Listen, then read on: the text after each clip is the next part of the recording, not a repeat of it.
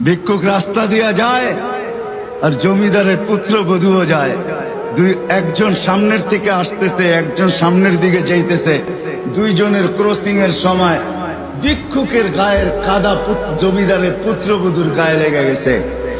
সে দুনিয়া আন্ধার করে ফেলছে, স্বামীকে টাইকা নিয়ে আসছে, বলছে ভিক্ষুক আমার কাপড় নষ্ট করে দিছে। সে শুধু ভিক্ষুক ছিল না, বৃদ্ধ ছিল। বৃদ্ধ ছিল না শুধু, জীর্ণ ছিল, শীর্ণ ছিল। শরীরে কাপড় ছিল না, ফাটা চিরা কাপড় ছিল।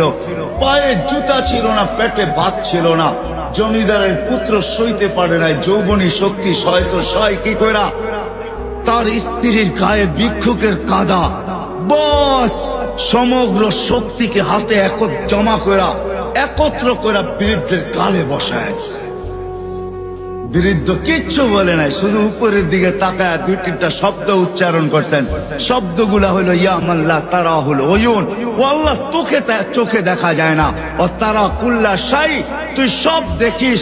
ফারা তারা মা বি, তুই কি দেখিস না আমার সাথে কি ঘটতেছে? এটা কি দেখিস না? বলতে দেরি যুবক, মরতে দেরি হয় নাই। জমিদার চলে আসছে, প্রতিশোধ নিবে। বৃদ্ধের একদিকে মুস্কি হাসি, একদিকে বলতেছে প্রেমের খেলা এমনই হয়। জিজ্ঞাসা করছে কিসের প্রেমের খেলা রে? বলছে ওর প্রেমিকার গায়ে আমার কাদা লাগছে, পায়ের কাদা লাগছে, ও সইতে পারে নাই। যৌবনী শক্তি দিয়ে আমার বৃদ্ধ গালে বসায় দিছে। আমাকেও একজন ভালোবাসে, সেও সইতে পারে না, সেও সইতে পারে না। ও তো থাপ্পড় দিয়া ক্ষান্ত, সে জান নিয়ে নিছে, জান।